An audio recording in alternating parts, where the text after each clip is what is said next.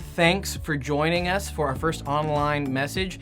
These are going to be a little bit shorter than we usually have on a Wednesday night, so you'll probably already be grateful for that already. But the reason for that is so that way you can share with your friends what we talk about and share with your small group what we talk about. We still want you, especially if you're one of our regular Wednesday night students, to engage in discussion and conversation about what we talk about here. So reach out to your small group leader, reach out to your small groups, and start having that conversation. And if you're not one of our Wednesday night students and you would like to start coming on Wednesdays after we are able to meet again and after these quarantines lift, then let us know, message us, and we'll actually get you in touch with one of our small groups now so you can partake in those conversations. But thanks once again for joining us. And now on to our first message. The theme that we're going to be talking about over this series is called control, and some of us might be even called control freaks, that we have this inability to let go of control, and we always need to have these carefully laid plans and know everything that's going to happen next.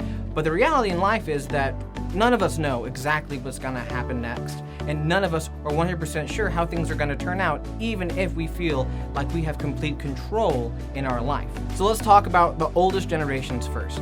A lot of times they get a bad rap as wanting to conserve everything and make sure that nothing changes, but let's go ahead and put ourselves in their shoes for a moment. If everything in your life changed and sort of went away, your health, your career, your friends, your lifestyle, then you would really be careful and cautious about what you would let change as well. That you would try to hold on to things to maintain a sense of control because everything's changing around you. So before you start talking about them in the negative and be like, oh no, they only want this type of worship music, firstly, that's not true for every older person. And secondly, if you were in the position where everything in your life had changed, you would probably be tempted to try to hold on to a sense of control as well. So there's no room for judgment there. Now let's move down and to a different age bracket. Let's just talk about professional adults who are in the workforce, who some of them might even be described as workaholics, always trying to pursue success and a paycheck. But that might not be the thing that they're addicted to. Workaholics might not be addicted to work or to money or success. They might be addicted to the feeling of safety and comfort that comes from feeling in control through their accomplishments. But then you could understand that as a student as well. Whenever you're a teenager and you've got this idea that's been set up in your mind by the adults around you, that if you succeed enough in sports or you get good enough test scores, then you're going to be set for life.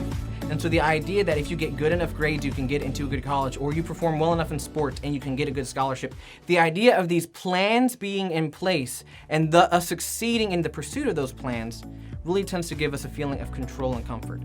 And then we tend to spiral down, though, whenever we don't get the test scores that we want, whenever we don't get accepted into the college that we dreamed of, whenever our ACL tears just shy of getting that scholarship opportunity. We tend to lose all hope and all sight of what's going to go on in life and where we are going to go from there. Job 12:10 says that the life of every living thing is in his hand and the breath of every human being. And so the reality of Scripture is that God is in control of all of our circumstances, God is in control of all those changes, that God is in control, and that He's not taken aback and He's not surprised whenever things don't go according to plan.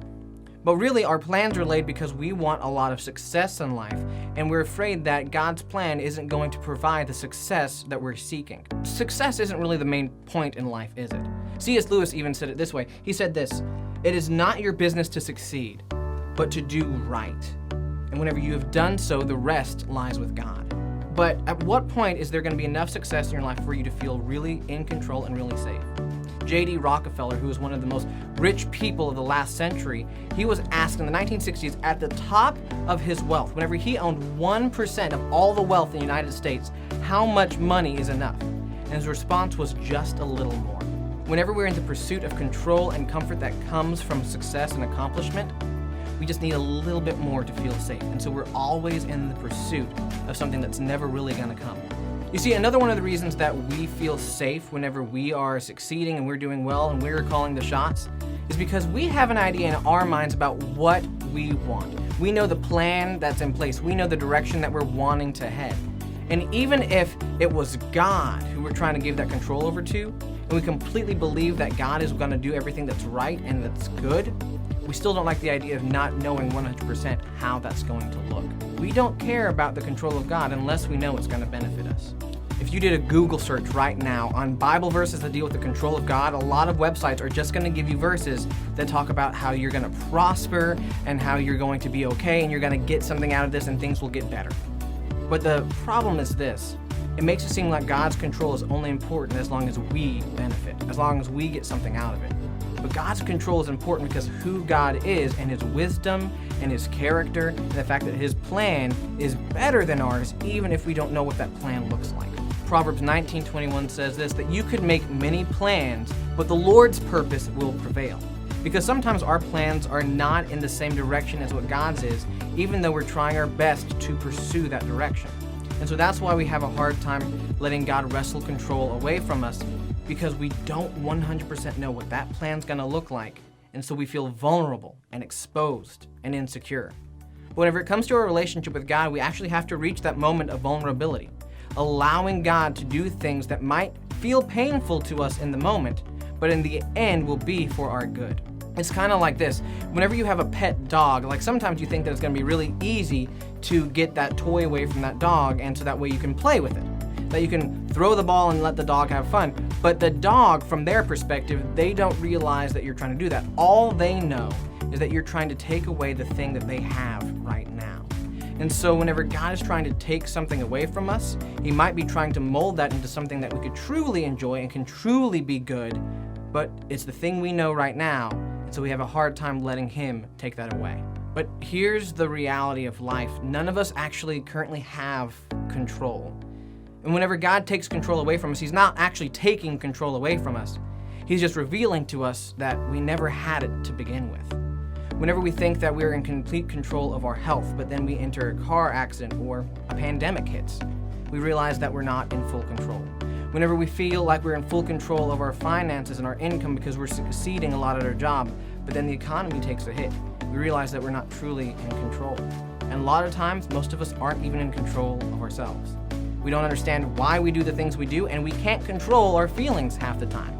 You see, all of us are in this wrestling match with God, that we're trying to hold on to a lot of things and a lot of control, and we're trying to hand over things to God, but we're also really trying to only hand over some of the stuff to God. Because vulnerability and humility are not natural to the human heart. What's natural is that we want to have self-control and pride, but as long as we hold on to those things, we will never know the joy of handing control over to God. Because whenever you're trying to control everything in life, that's a really stressful place to be, because you feel like everything is on your shoulders, and God did not design you to take that weight and to be crushed under it the way that you currently are.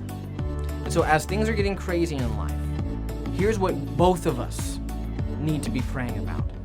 God, help me not try to take so much control in my life, but also let my heart loosen its grip on that control as well. Because here's the thing, you can pray for God to reveal to you that he's in control, but that is a very painful process. And you might not respond to it in a healthy way.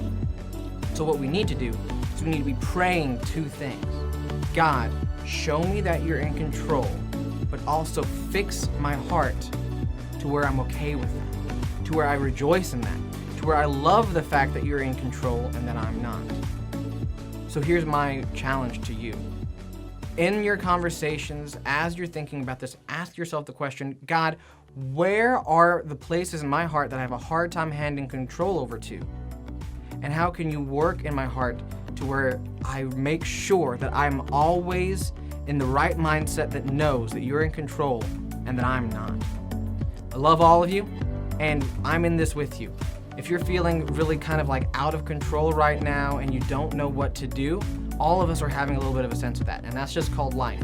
But the beautiful thing is, even though we still sometimes try to wrestle control away from God, he does not leave us in that pursuit. And he stays in the wrestling match, and he continues to show us his control time and time again. So let this time, after we move past it, be a marker, be a stone of remembrance for you to look back on and remember that God was in control even when everything seemed hopeless. Because when the next challenge comes around, you'll remember that God came through before, and so he'll come through again.